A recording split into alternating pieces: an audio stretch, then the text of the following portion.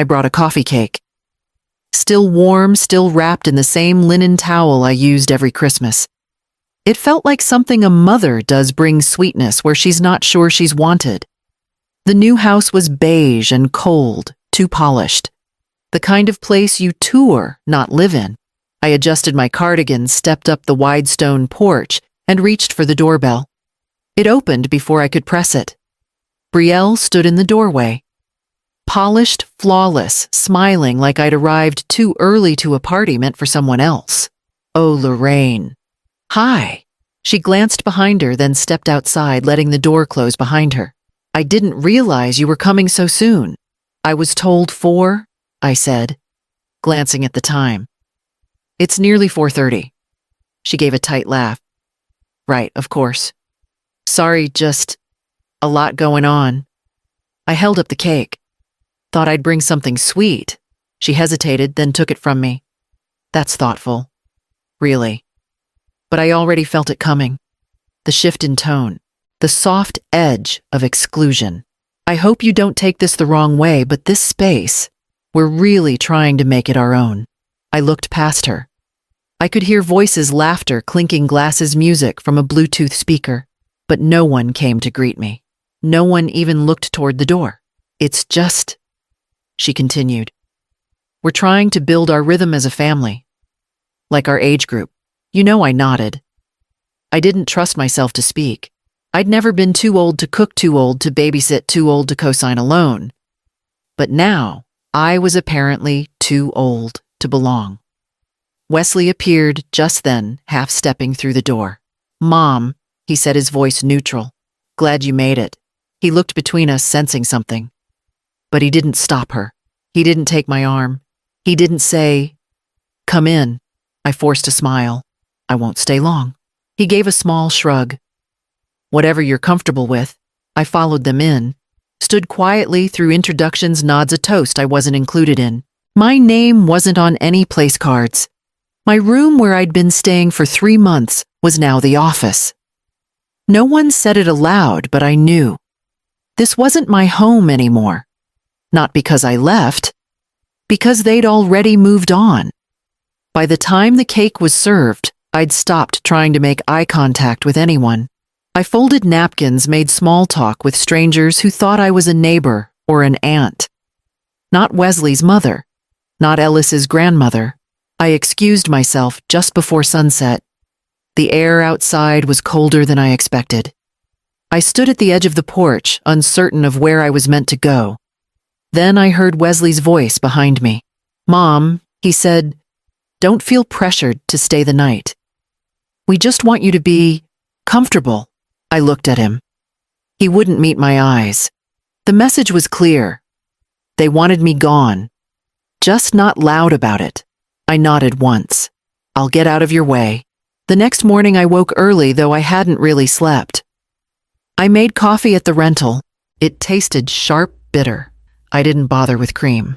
I sat at the table in silence and stared at the wall, trying to decide if I should go back to pack properly, to talk it through, to see if any of it had been a misunderstanding. At 10, Wesley texted, your bag's ready by the garage door.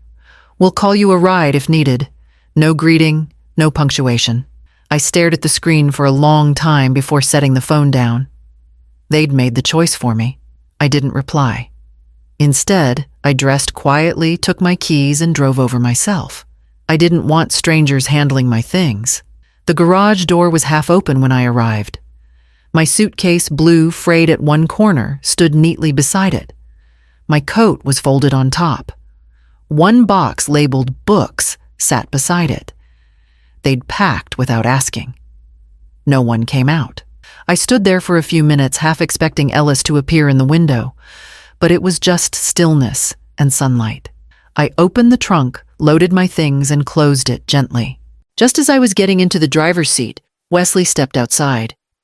He looked tired, or maybe just inconvenienced. I figured this was easier, he said. I looked at him, searching his face for any trace of conflict, regret, shame, but there was nothing. I would have appreciated a conversation, I said. He sighed. You're not being kicked out? No, I asked. Because it feels awfully similar. Mom, come on. It's not like that. I waited. He didn't explain. Tell Ellis I said goodbye, I said, and got in the car. He didn't stop me. Back at the rental, I left the suitcase by the door. I didn't unpack. I didn't cry. I walked to the kitchen, opened the drawer, and pulled out the blue binder. Deed. Trust. Will. I placed it on the table, opened to page 1, and stared at my own signature. Every loop and line still held. They could pack my things and shut the door, but they had no idea the house still had my name on every wall. I opened the drawer with a steadiness that surprised me. No trembling, no second thoughts. Just muscle memory. The blue binder sat exactly where I left it, tucked behind a stack of holiday cards I never mailed last year. I slid it out, placed it on the kitchen table, and pressed my palm flat against the cover. Cool. Familiar. Heavier than paper ought to be. I poured the rest of my cold coffee into a chipped mug. Didn't bother reheating it. I needed the bitterness. The binder clicked open with a soft sound. I flipped to the first tab, Deed. There it was. My name stamped in black ink on county letterhead. Lorraine J. Maddox. Sole owner. No Wesley. No Brielle. No joint tenancy or transfer upon death. Just me. I remembered the notary's face the day I signed it. She smiled and said, "Feels good, doesn't it?" I told her I wasn't sure what it felt like yet. Now I did. I flipped past the legal language, scanned the parcel number, then turned to the utility folder beside it. Everything was still under my name. Trash, water, gas, electric, even the homeowner's insurance policy I renewed 3 months ago. They hadn't bothered with any of it. I leaned back in the chair, the old wood creaking beneath me. It wasn't just a binder. It was the difference between what they believed and what was real. I'd never shown it to them. Not because I wanted to hide it, but because I'd hoped I wouldn't have to use it. I'd hoped they'd see me as more than a placeholder, more than a convenient down payment. But they saw the house as a launchpad, a trophy, something shiny to post about, not a home built from the bones of my sacrifice. I turned to the trust tab. I hadn't updated it since I bought the house. The language was still there, Wesley and Ellis listed as beneficiaries. I'd added Brielle reluctantly, mostly to avoid questions.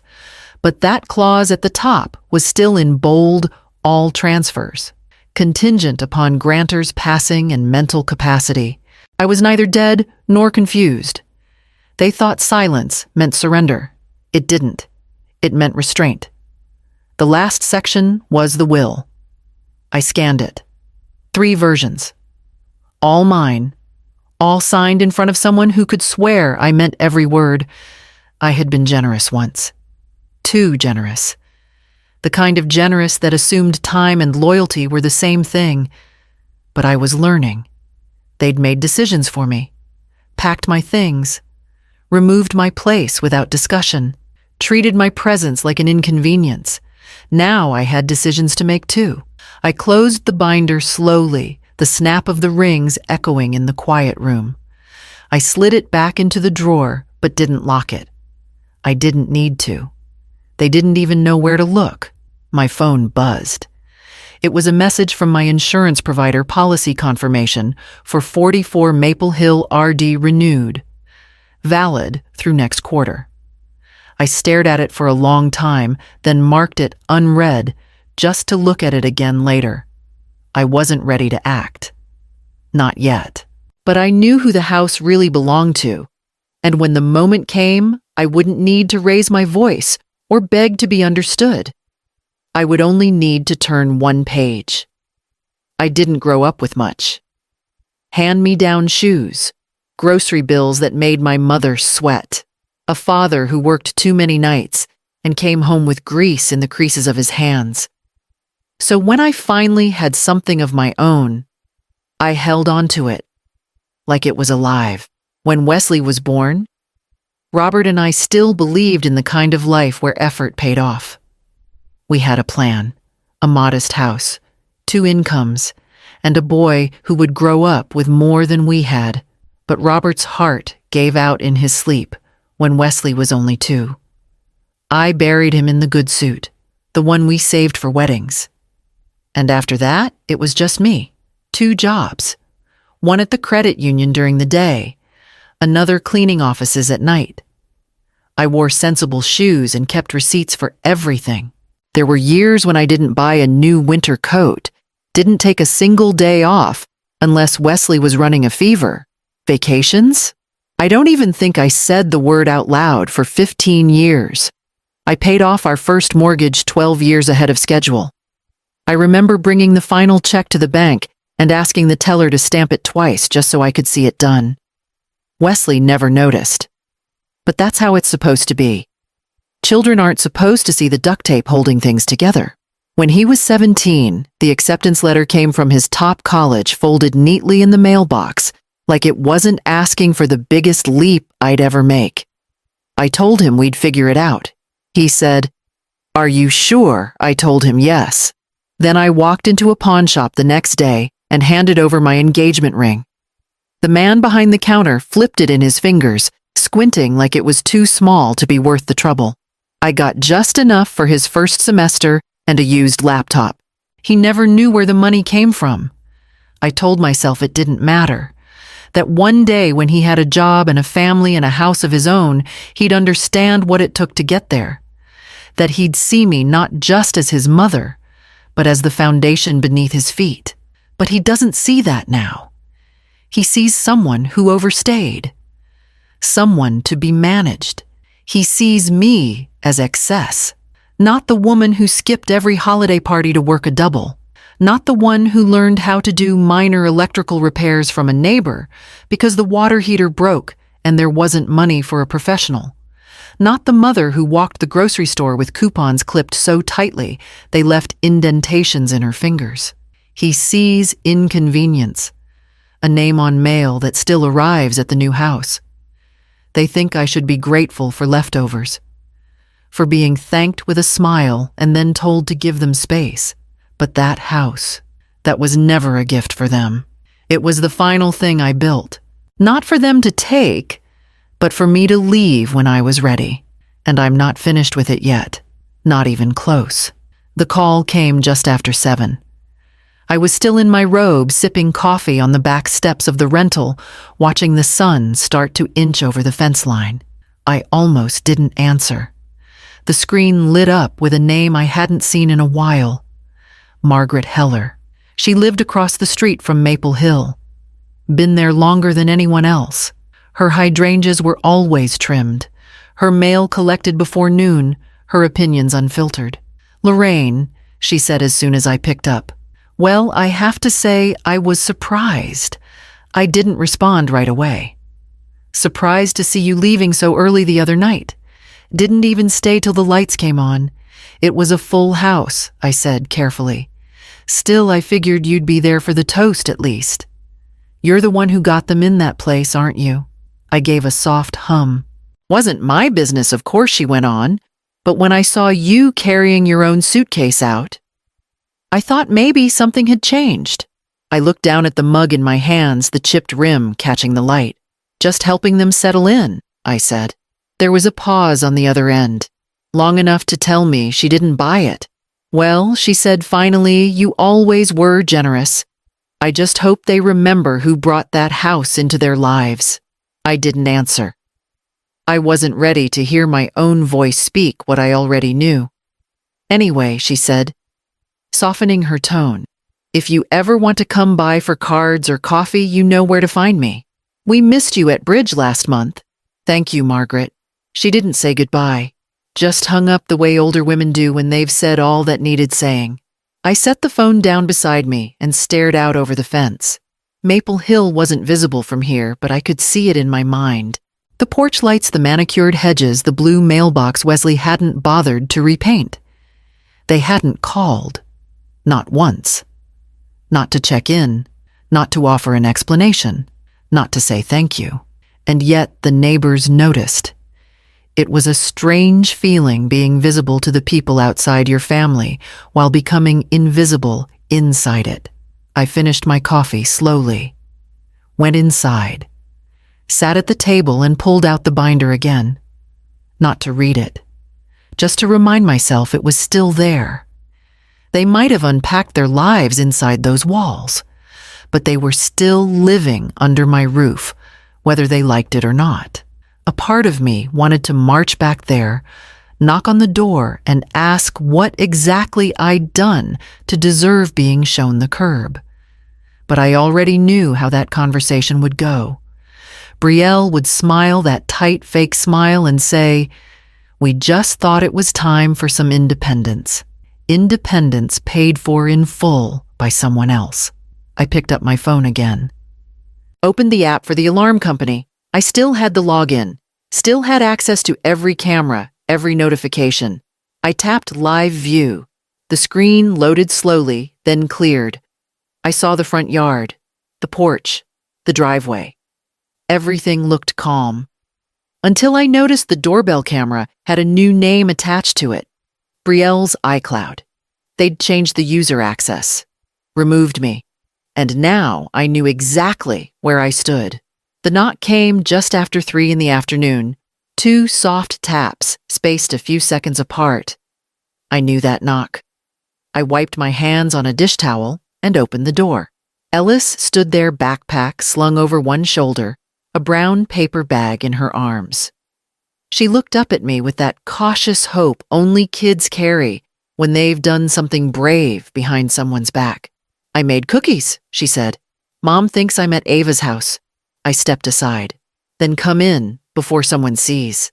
She smiled and ducked under my arm, heading straight to the kitchen, like it was still hers. I closed the door behind her, my heart doing a strange tug between joy and ache. It was the first time I'd seen her since the day I left Maple Hill. That day, she'd been upstairs curled on the couch with a book, unaware that her grandmother was being quietly escorted out the side door. She placed the bag on the table and pulled out a plastic container. Chocolate chip slightly overbaked at the edges. I opened it and took one, still soft in the middle. She hadn't lost her touch. We sat in silence for a few minutes, chewing and glancing toward the window every time a car passed. "Is this where you live now?" she asked. I nodded. "For now. I thought you were going to live with us. Like, always." I took a breath, then let it out slowly. "Plans change sometimes." She frowned. "Mom said you needed more space. But this place is smaller." I smiled gently. Sometimes space means quiet, not size. She didn't look convinced. Did something happen?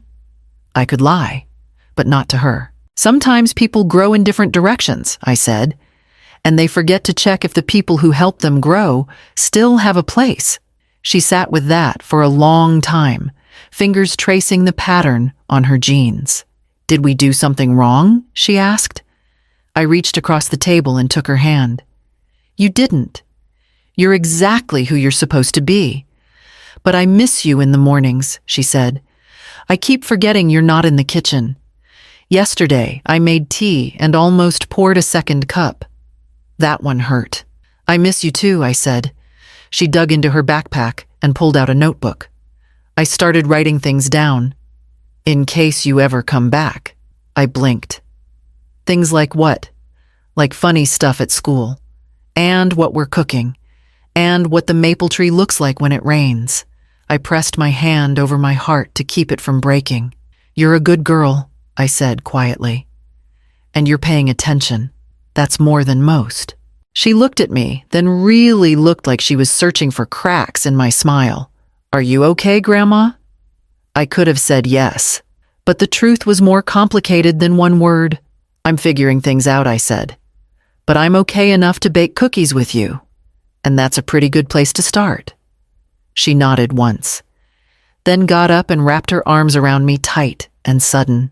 "I'm gonna come back, just not every day or they'll notice. I'll leave the porch light on," I whispered.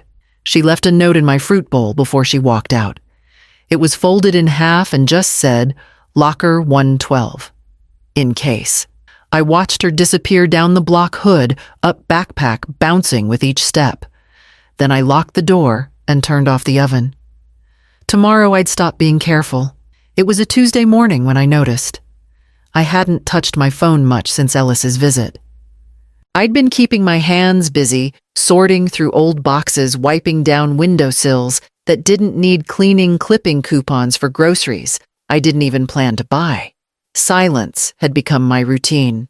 But that morning, I opened my messages to check in on a recipe I'd sent to Wesley months ago. That's when I saw it. The family group chat Maddox Moments was gone.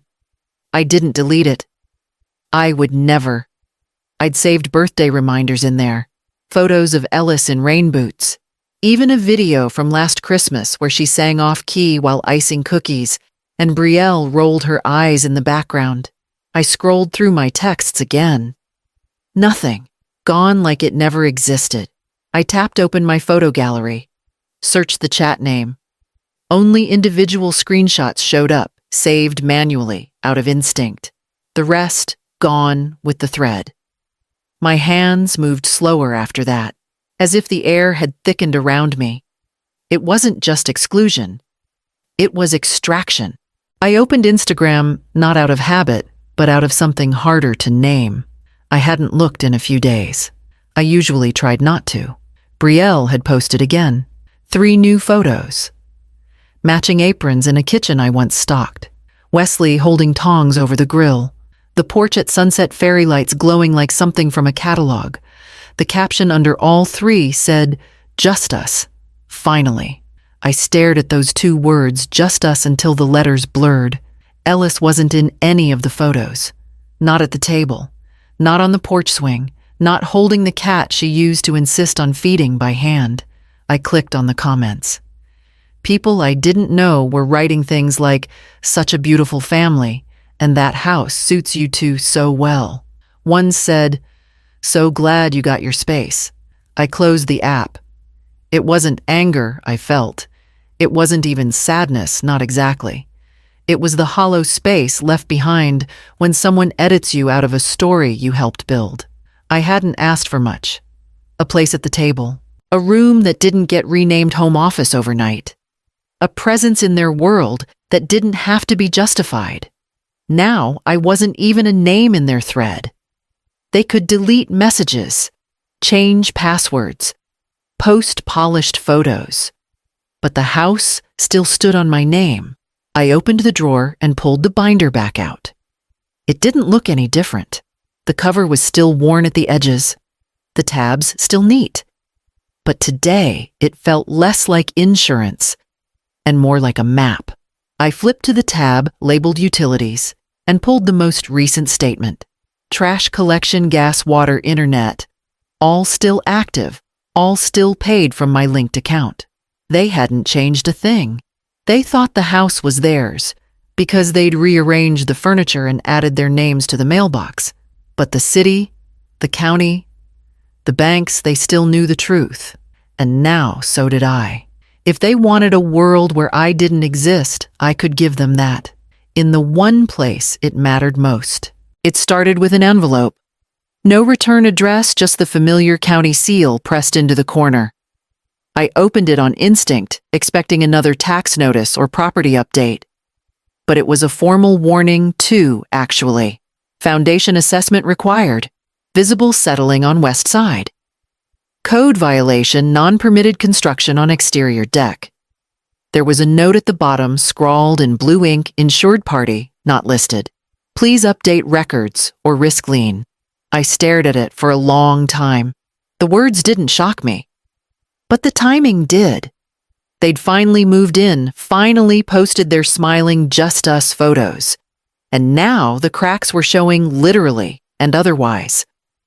I flipped through the binder again. The homeowner's insurance was still in my name, paid quarterly, up to date. But I hadn't disclosed any major renovations. Because I hadn't made any, I set the letter down on the kitchen table beside my coffee. The mug had gone cold. Again. By noon, my phone buzzed. Wesley. I let it ring twice, then a third. I didn't answer. Voicemail. I watched the notification appear and didn't press play. The second call came an hour later. Then another. I turned the ringer off and stepped outside. The air was sharp for late spring.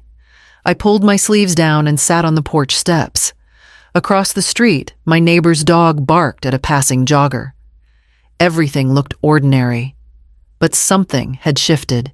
They needed me now, not to decorate or babysit or play hostess, not to fill a seat at a party they didn't want me to stay for, but for something real, something inconvenient, something expensive. And I knew them well enough to know they weren't calling to apologize. They were calling because the house, my house, was in trouble. A few hours later, another voicemail. This time, Brielle. Her voice was tight, clipped. "Hi, Lorraine. We received something about the house.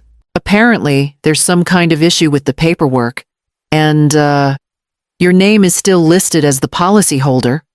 Wesley thought you had updated that. Anyway, we're hoping you can clarify. Thanks."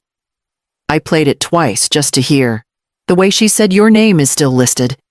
Like it was an error, a glitch, not a fact. The next day, a text from Wesley. "Mom, can we talk? It's important." I didn't answer that one either. Instead, I opened my laptop and logged into the county portal. I checked the inspection schedule. There it was, site visit scheduled for Thursday. Property contact Lorraine Maddox. They hadn't even bothered to change the official contact info. Or maybe they didn't know how. I bookmarked the page and sat back. So much of my life had been spent stepping in early, quietly fixing things, mailing in forms, paying off late bills, covering gaps with money I couldn't spare. I told myself I was doing it for Wesley, for stability, for the illusion that everything would be okay. But now I didn't feel rushed. They could wait. Let them feel the edge of uncertainty for once. Let them wonder what it meant to be forgotten or ignored. Let them sit in the silence they carved out with their own hands. I poured myself a fresh cup of coffee and let the steam rise without distraction. The binder stayed open beside me, the inspection letter sitting in plain view. My name wasn't a mistake. It was the only thing holding that house up, and they were about to learn what happened when you pushed away the person keeping the foundation steady. He showed up without calling. Just after 7, while the sun was dropping low behind the rooftops, I saw his car through the front window and didn't move. Not at first. Then the knock. Not hard. Not timid either. I opened the door but didn't step aside. Wesley looked older than I remembered. Eyes tired, shoulders lower. He gave a half smile, like he wasn't sure if he had the right to be there. "Hey, Mom?" I waited. He cleared his throat. "Can I come in?" I didn't answer. Just walked back to the kitchen and left the door open. He followed. Brielle wasn't with him. I wondered if that was her idea or his. The silence felt like an admission. He sat across from me at the table and looked around like he hadn't been here before. He probably hadn't. Not once since I moved out. "Things have gotten a little complicated," he started. I nodded. There were some issues with the contractors. The deck was never finished properly, and the inspector flagged it. The foundation work needs redoing. And now the insurance company won't talk to us because... He hesitated. "Well, because you're still the owner of record." I sipped my coffee. Let him speak. "We're not asking for much. Just some help covering the repairs.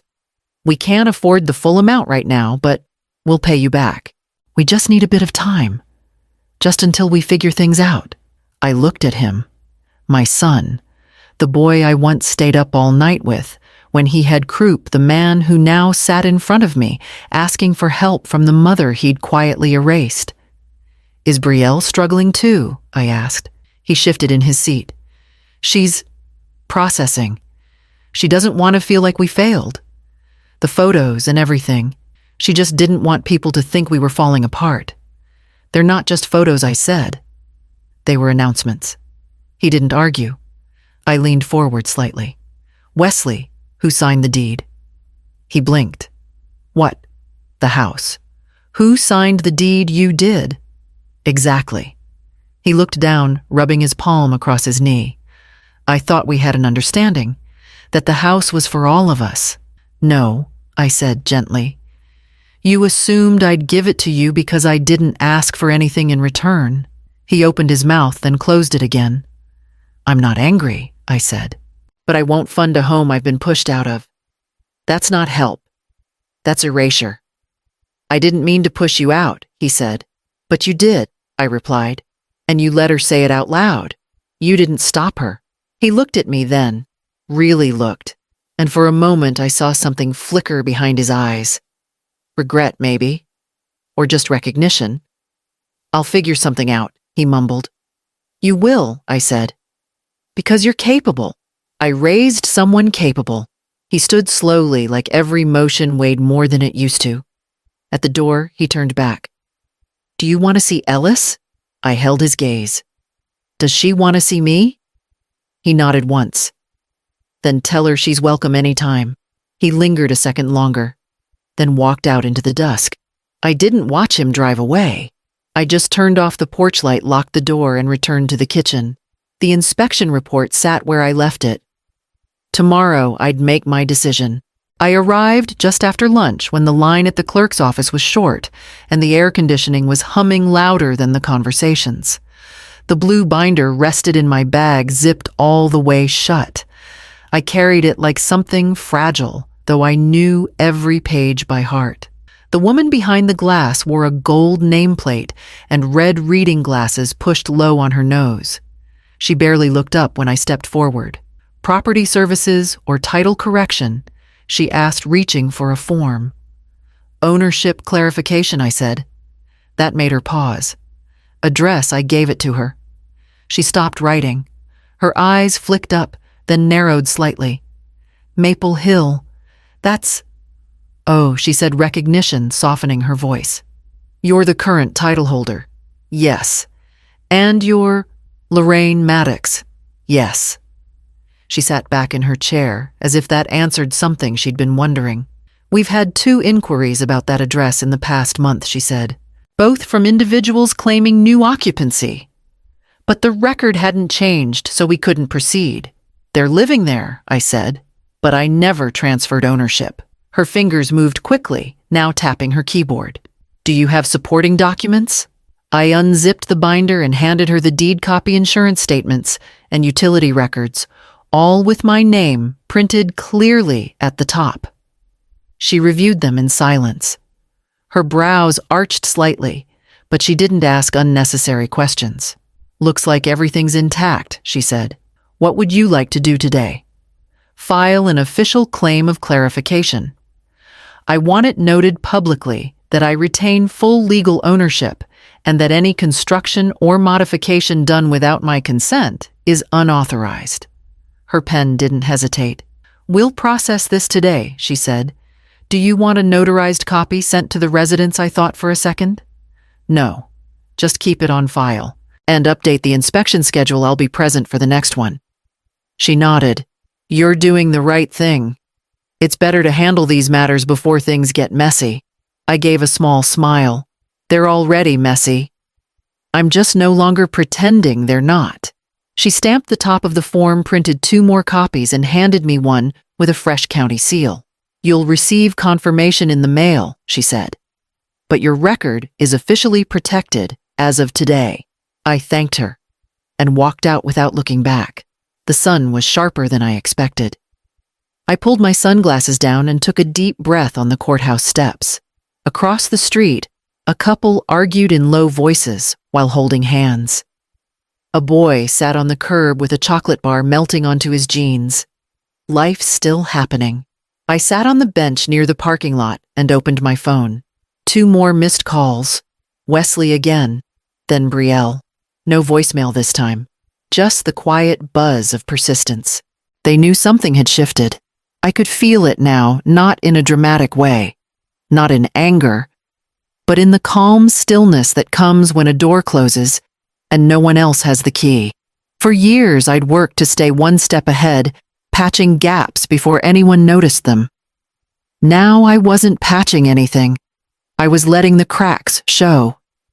Because the house was still mine. And now, so was the story. The call came on a Sunday morning. I was watering the ivy by the window, the one I'd trimmed back just last week. It was growing again, determined, steady, always reaching. My phone rang on the table behind me. Unknown number, California area code. I let it go to voicemail. A minute later, it rang again. Something about the persistence made me wipe my hands and answer. Lorraine Maddox, the woman asked, brisk and pleasant. Yes. Hi, this is Lila from Greenwood and Chase Realty. I hope I'm not catching you at a bad time. I didn't respond. Just waited. She cleared her throat. I've been contracted by the current residents at 44 Maple Hill to facilitate a potential listing. I just had a couple quick questions regarding ownership verification.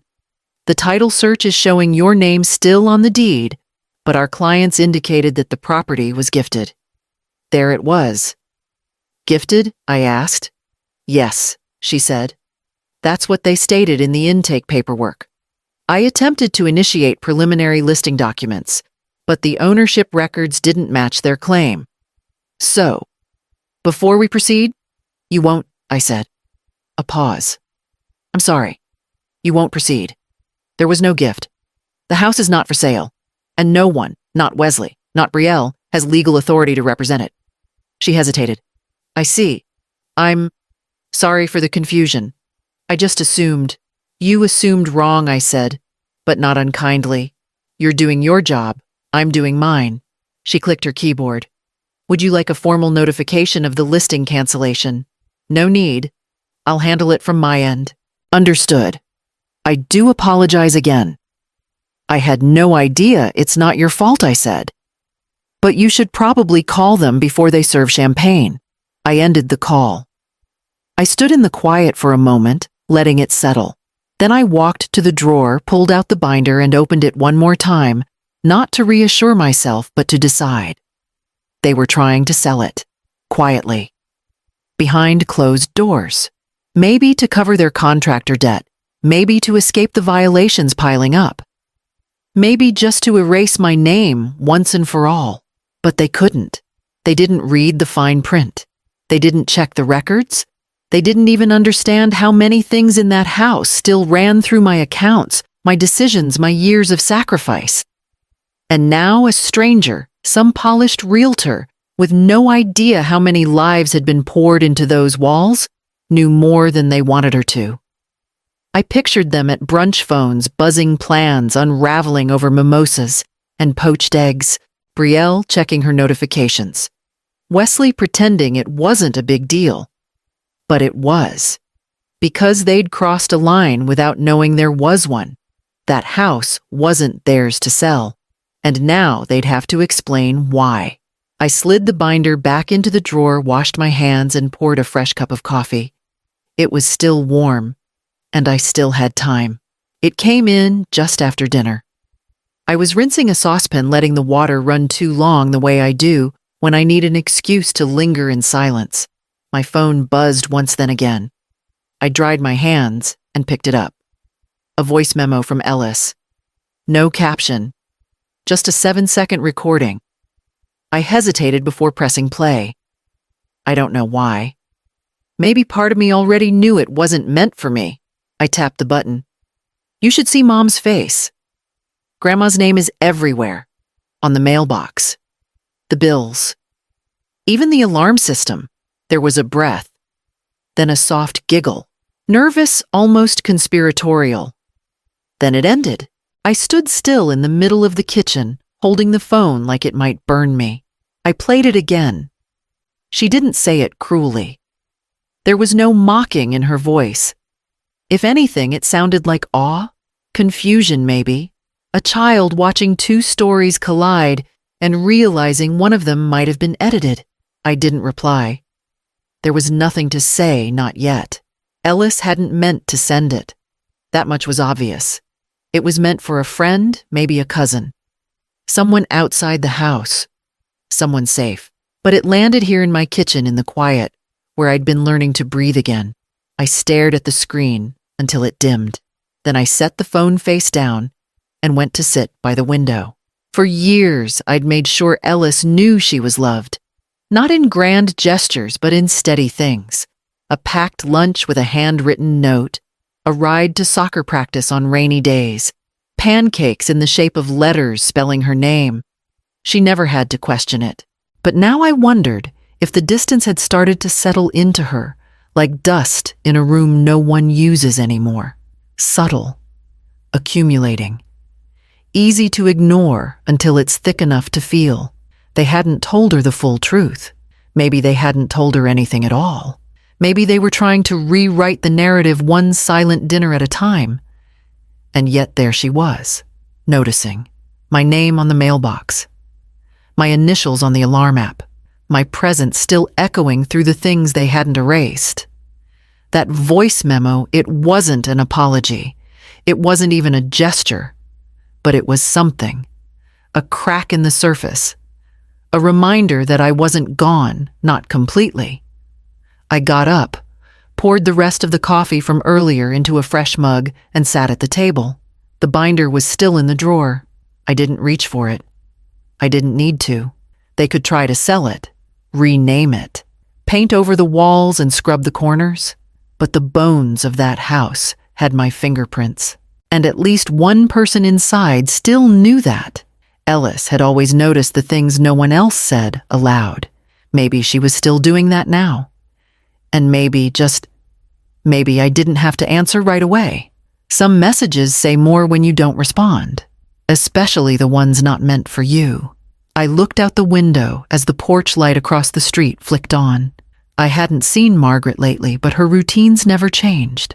The same soft lamp in the entryway. The same porch chair pulled just slightly left of center. I took a sip of coffee and waited for the sun to vanish completely. Because the night was when the real shifts happened. And this one wasn't finished yet. The letter was mailed on a Thursday. Standard envelope. No bolded threats. No dramatic seals. Just the quiet weight of fact. My attorney Judith drafted it herself. I sat across from her as she read it aloud to me one final time, her voice even and steady. To Wesley Maddox and Brielle Maddox. This letter serves as formal notice of property rights and usage limitations. Regarding 44 Maple Hill Road, a home currently owned legally and solely by Lorraine J. Maddox, as recorded in county title and insurance records. Any attempts to lease, list for sale, alter or assume ownership of said property without explicit written consent from the deed holder are considered unauthorized and subject to legal remedy. This is not a punitive action. It is a clarification necessary due to recent activity involving false representation. No drama, just the truth. I nodded when she finished. Do you want them served directly? She asked. No, I said. Mail it. They'll get the message. When the call came the following afternoon, I didn't answer. Wesley left a voicemail. I didn't play it. Brielle didn't leave a voicemail. She sent a text instead. Really, you couldn't just call us. I didn't reply, not because I couldn't, but because I finally understood how powerful it was to stop explaining myself to people who only heard what they wanted. They'd rewritten the story for months. I had played the role of stepping stone benefactor placeholder.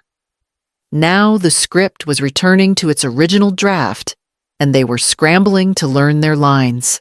That evening, I took out the trash and saw Margaret watering her flower beds across the street. She waved. I waved back. Her eyes lingered on me longer than usual, like she'd heard something. Probably she had. In this neighborhood, bad behavior travels faster than mail. The next morning, Judith called. They got it, she said simply. How did they respond? Confused, defensive, then quiet. I could imagine it perfectly. Wesley reading it at the kitchen table, the one I picked out, the one they'd moved into the breakfast nook. Brielle pacing, snapping something like, "This makes us look unstable." They weren't unstable, just entitled. and now, legally speaking, unwelcome to act like they weren't guests in a home they didn't own. Judith said she'd follow up in a week if we didn't hear back. I told her we would. They'd respond.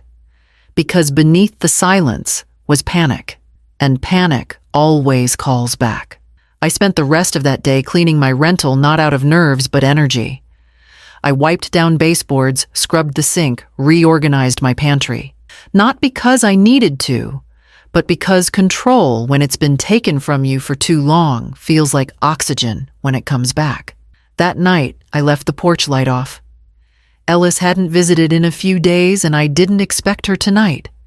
But I thought about her, how she must be hearing whispers through closed doors, picking up pieces of a story no one wanted her to understand. I trusted her to see more than they said, because she always had. And this wasn't about revenge, or spite, or punishing anyone. It was about the truth. And now, for once, the truth didn't need defending. It was printed, signed, stamped, and in the right hands at last. I was in the frozen aisle comparing two brands of coffee beans when I felt someone watching me. There was a quiet tension in the space around me, not loud, but electric. I didn't turn right away. I didn't need to. I knew that stillness. It was the silence just before Wesley would ask for something back when he was young and unsure of the word no. I dropped one of the bags into my cart and turned slowly. He stood a few feet away, hands in his pockets, jaw set. He hadn't shaved. His shirt was wrinkled like he'd pulled it from a pile and hoped no one would notice. "Mom," he said low and flat. "Wesley." He stepped closer. "You couldn't have called first," I raised an eyebrow. "You mean before I filed a legal notice for the house you tried to sell behind my back?" He flinched slightly but didn't back down. "You said the house was for us," he said. "You told me it was for our future." I kept my voice steady. "It was, until you asked me to disappear. That's not fair." "No," I asked. "Because what wasn't fair was watching you and Brielle act like I was some mistake in your perfect picture. Like I was an obligation to work around. Like I didn't already give up enough." He opened his mouth, but I didn't let him speak. "You want to talk about what's fair? Wesley, let's start with me packing my own bags while you stood in the doorway. Let's start with being removed from the family thread. With your wife trying to sell the home I paid for while smiling for open house photos. It wasn't her idea," he said quickly. "But you let her do it." He looked away. I waited. "You were never supposed to use that power," he said quietly. There it was. I exhaled. "Then maybe you should have treated me like someone who had it." He didn't move, didn't speak, just stood there in the middle of the aisle like a man who suddenly realized the ground had never been his. "I didn't want it to come to this," I said. "But I also didn't sign up to fund a life that didn't include me." He looked up. His eyes were red-rimmed. Not from tears, but from something deeper, shame perhaps. Or the long, slow burn of consequences he thought would never arrive. "She won't forgive you," he said. "Then she never knew me," I said. "And maybe you forgot." He swallowed hard, and for a second, I saw the boy in him again. The one who used to fall asleep in the car after soccer games, cleats still on. The one I carried inside, even when he'd grown too big for it. "I'll tell Ellis you said hi," he said finally. "Tell her the porch light's still off," I replied. "But I haven't moved." He gave a single nod and turned away. I watched him walk down the aisle and out of sight, the automatic doors hissing open like a curtain, pulling back on the next act of a play he never thought he'd be in. I picked up the other bag of coffee and dropped it into my cart. Then I pushed forward, steady and sure, toward checkout. The photo found me. I wasn't looking for it, wasn't searching their names, wasn't scrolling to be hurt. But there it was. Tagged under someone else's post, someone I didn't know. A bright photo of the front porch at 44 Maple Hill, taken just as the string lights caught the dusk. The caption read, "Housewarming 2.0. Brielle and Wes know how to throw a vibe." I stared at it longer than I meant to. Not because I was surprised, but because I wasn't. There was the porch swing I'd stained myself, the one they once said was too rustic. The cushions were new, brighter, louder. But underneath I could still see the stitching I'd repaired by hand. A second photo showed the living room crowded full of smiles and plates of food I hadn't made.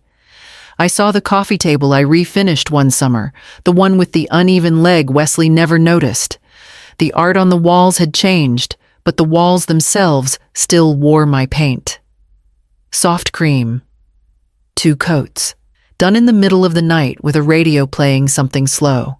The next image made me pause. My hydrangeas blew thick, blooming out of the pot like they always did in early summer. I remembered planting them hands deep in soil, back aching but proud. Brielle had once rolled her eyes and called them too suburban. Now they flanked the entryway in matching ceramic pots, like they'd been loved all along. I kept scrolling. Ellis didn't appear in any of the photos. It was all adults, people I didn't know, people who hadn't seen the house before. It was scrubbed clean of me. A woman with red heels laughed with a glass of wine in one hand, leaning against the hallway door. That door used to creak. I'd oiled the hinges for years. My name wasn't mentioned. Not once.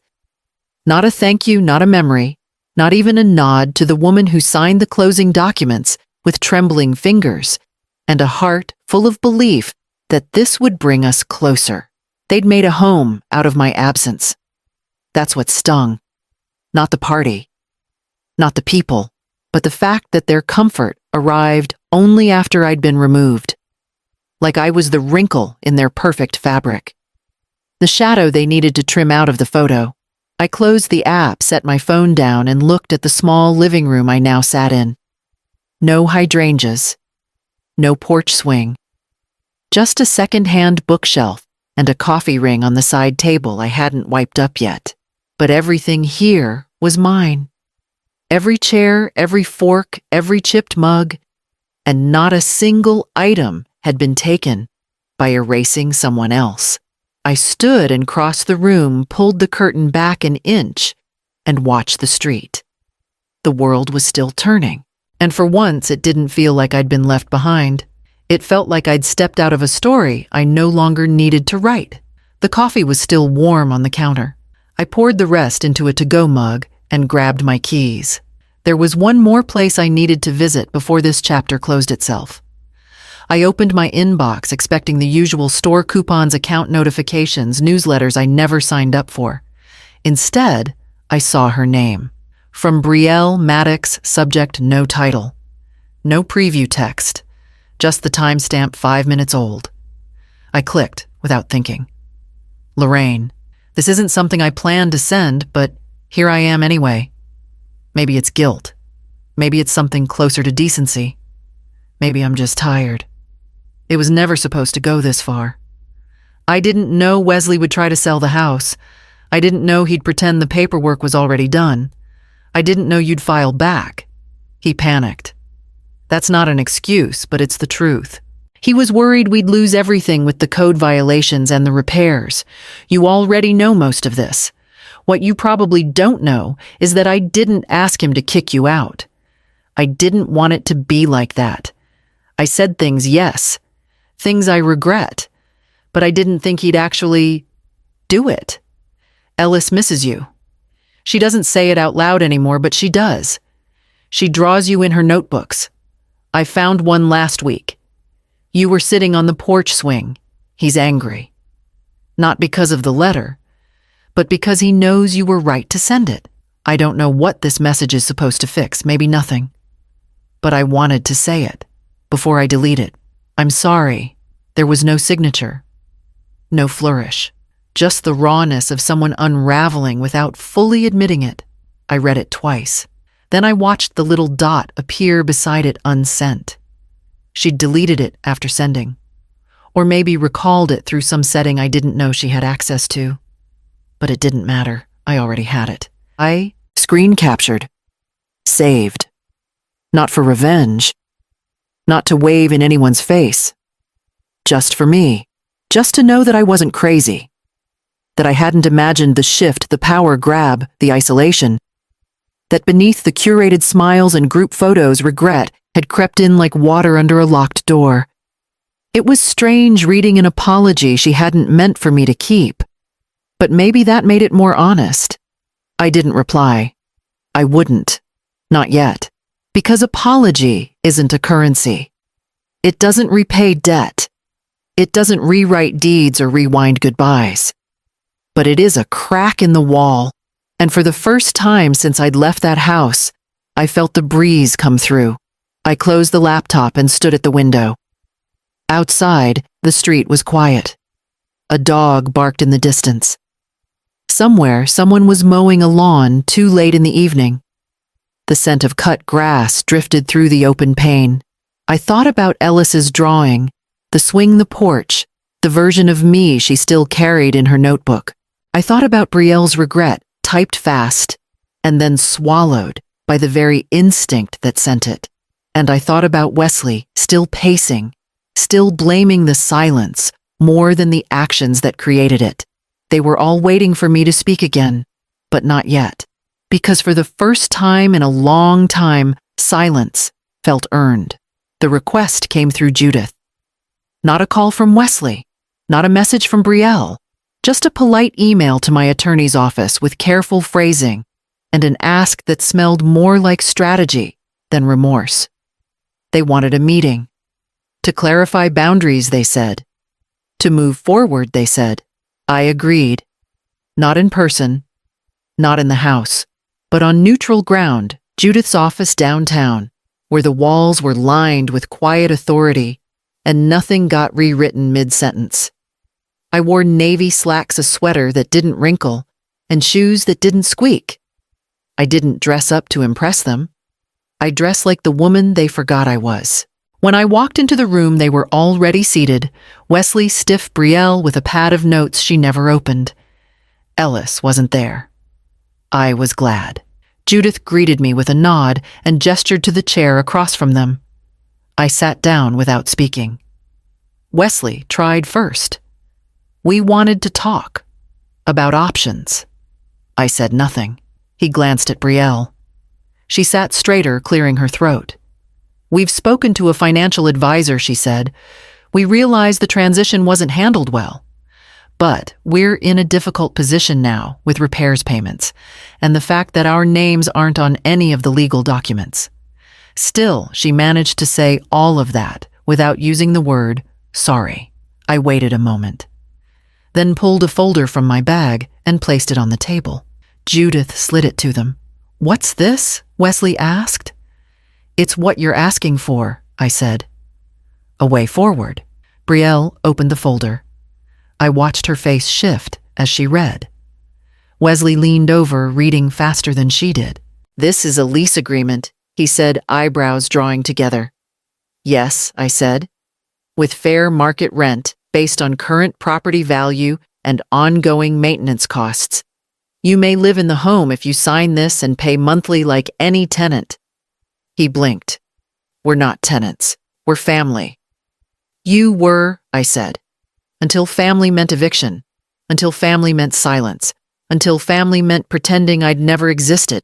Brielle folded the papers. This is humiliating. No, I said calmly. It's legal. Humiliation came when you handed me a suitcase near the garage. Wesley didn't look at me. You really won't just transfer it. After everything I already gave you a home, I said. You asked me to leave it. Now you want to claim it outright. That's not inheritance. That's erasure. Judith spoke then, her voice quiet but firm. You have until the end of the week to review the agreement. After that, we'll consider alternate options. Brielle stood. We'll be in touch. Wesley lingered, looking like he wanted to say something. But he didn't. He just nodded, picked up the folder, and followed her out. The door closed behind them. Judith turned to me. You handled that well. I didn't raise my voice, I said. That's something. We didn't talk much after that. There wasn't a need. I walked out of the office with nothing heavy in my hands. No binder, no guilt, no wondering if I'd done too much or not enough. I'd said my piece, on paper, with terms. They could accept it, or they could leave. Either way, I wouldn't be the one packing this time. I gave them 30 days, not as punishment, as policy. The lease agreement sat unsigned. No response, no negotiation, just silence like the kind they once used to push me out. So on day 31, a truck pulled up to Maple Hill. Not the kind for furniture shopping, the kind with a ramp and a clipboard and a driver who didn't ask questions. I didn't go. I didn't need to. Judith handled the logistics. She sent the notice she coordinated with the removal team. All I had to do was wait, and I'd become good at that. I sat on my porch that morning with a fresh cup of coffee, watching the street like it was a theater stage I'd stepped away from years ago. A delivery van passed. A school bus paused at the corner. My neighbor waved as she trimmed her roses. No noise came from across town. No chaos. Just boxes, moved items, stacked a life, unspooled and folded into cardboard. I didn't check the time, but I knew when they were gone. There's a stillness that settles after finality. It doesn't hum. It sits. At dusk, I drove over. I didn't park in the driveway. I pulled up to the curb like a guest out of habit or maybe caution. The porch light was off, the blinds half drawn. A trash bin leaned crooked near the garage. I walked up slowly. There was no key in the mailbox. No handwritten note of goodbye or defiance. Just quiet. I used my own key. The lock turned smooth, no resistance, no protest. I stepped inside. The air was stale, not sour, just untouched, like something sealed too long in plastic. The living room was bare, no couch, no framed photos. The walls had faint outlines where things had hung like ghosts, reluctant to leave. I moved room by room, no drama, no discoveries, just proof of presence and absence. The only thing left behind was a chipped mug in the dishwasher. I pulled it out. It was mine. One from a set of 4. They'd always kept the nicest things even if they didn't know where they came from. I set it in the sink and opened the back door. The porch swing was still there. They hadn't touched it. The cushion was faded but intact. I sat down slowly, letting the wood creak beneath me like it used to. The garden was dry. The hydrangeas still bloomed, but with less conviction. I leaned back, closed my eyes, and listened. It didn't feel like victory. It didn't feel like grief either. It felt like weight shifting, like a house exhaling. Inside the walls would need fresh paint. The fridge would hum again once it was plugged in. The bookshelves would be filled with what I chose to bring. It was empty, but not hollow. There was a difference. And I had time now to fill it, to unbox only what mattered, to dust off pieces of myself they had tried to fold up and store away. I sat on the swing until the light outside faded into slate. Then I stood, stretched, and stepped back inside. There was work to do, but for once none of it felt like a burden. She showed up without warning. It was late afternoon, and I was in the backyard pulling weeds that had crept through the fence line. The sun had softened, and the air smelled like cut grass and old soil. I didn't hear the gate, just the soft steps on gravel, and then her voice. "Grandma." I turned, and there she was standing on the path in jeans too long for her legs and a sweatshirt with the sleeves bunched around her wrists. She held out a small blue box. Both hands. Like it mattered. "I brought something," she said. I brushed the dirt off my palms and took it. The lid lifted easily. Inside, nestled in a fold of tissue and tied in twine, was my old house key. Not a copy, not a spare. Mine. "I kept it," she said, shifting her weight. I didn't know if I was supposed to, but I did, just in case. I stared at it for a long time. It still had the tiny red sticker I'd added to distinguish it from the garden shed key. The edges were worn. It smelled faintly like cinnamon gum, her favorite. She must have tucked it into a pocket once and forgot it was there. I closed the lid and looked at her. She was taller than I remembered. Thinner. Older in the face, though not in years. Some of that softness from before had hardened into something sharper. "I missed you," she said. Not like a plea. Just fact. I nodded. "I missed you too." She sat on the porch step and I joined her. We didn't talk for a while. Just sat there listening to the wind stir the leaves. The swing creaked behind us. After a few minutes, she asked, "Is it weird being here again?" "Yes," I said, "but it's not bad." She looked out across the yard, eyes tracing something invisible. "I used to think this house was magic," she said quietly, "like it could fix things, or hold us all together, even when people didn't want to be held." "It tried," I said. She leaned her head on my shoulder for just a second, then pulled away like she hadn't meant to. "Mom doesn't know I'm here," she admitted. I smiled just a little. I figured. She doesn't talk about it. About you. She says we should move on. But every time I see her looking at that space where the porch swing used to be before they took it down, I know she remembers. She took it down. Ellis nodded. But Dad put it back up. That caught me. Before they left, she added, "I think he knew it was wrong. The whole thing." I didn't say anything. Not out of anger, just out of peace. Because it no longer needed to be said. She turned to me again. "Are you going to stay?" I looked up at the house. The way the light caught the eaves, the worn siding, the windows I still hadn't replaced, the mailbox that once bore their name but now stood empty, waiting. "I haven't decided," I said. She opened the box again, took out the key, and pressed it into my palm. "Then keep this," she said. "Just in case." I closed my hand around it. And for the first time since they'd packed my things and sent me away, the house didn't feel like a battlefield. It felt like a question, one I was finally ready to answer. I woke up early. Not from habit, not from noise, just because my body decided rest was over. The house was quiet, real quiet, not tense. Quiet. No shoes by the door that didn't belong to me. No distant hum of voices behind a closed bedroom door.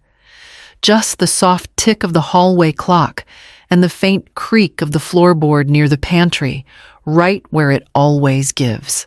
I padded into the kitchen barefoot. The tile was cool under my feet. I didn't rush. I opened the cabinet and reached for my favorite mug, the wide one with the chipped rim and the faded sun printed near the handle. It still made the coffee taste like mornings used to. I filled the kettle, turned the stove on, and waited. The smell came slowly. Sharp, rich, familiar. For once, there wasn't a second cup to pour. No one hovering for a refill. No backhanded thanks. No dishes left for me to clean up while someone else took credit for being gracious. Just one cup. Mine. I carried it out to the porch still in my robe and sat in the same chair I'd used years ago when Wesley was in college, and I didn't yet know how distance could grow between two people without either of them moving. The swing behind me shifted slightly in the breeze. I'd tightened the chains the day before, wiped the wood down with lemon oil. It gleamed now. Quiet. Waiting. The garden was still a mess, but it was my mess. I could take my time. Decide what to keep, what to replant, what to let go. Not everything needs to be salvaged.